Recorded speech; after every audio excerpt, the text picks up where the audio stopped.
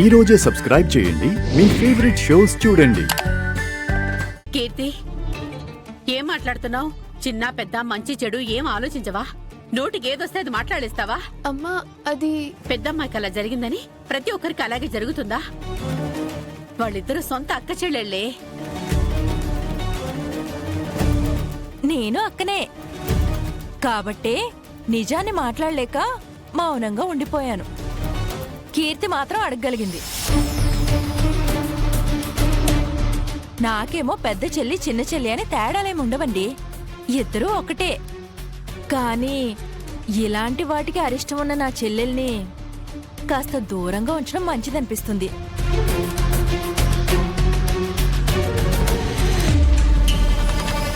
అలాంటి దాంతో పసుపు రాయించి గంధం పెట్టించి అక్షింతలేయిస్తే జానుకేమవుతుందని ఒకసారి ఆలోచించండి.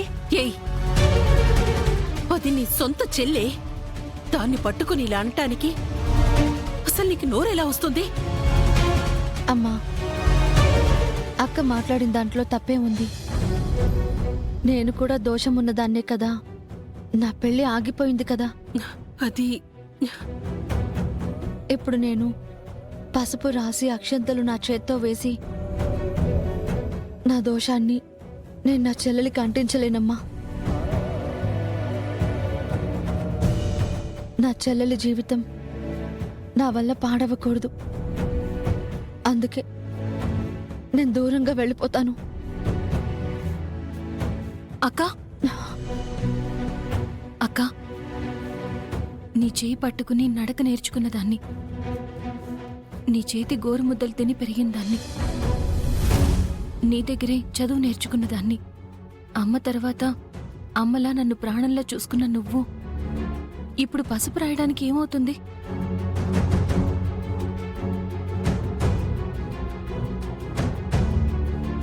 జాను, నా జాతకమే బాగోలేదు. నీ జీవితం నా జీవితంలా కాకూడదు. అరిష్టాన్ని వెంటేసుకుని తిరిగేదాన్ని. నేను నిన్ను దీవించలేను జాను.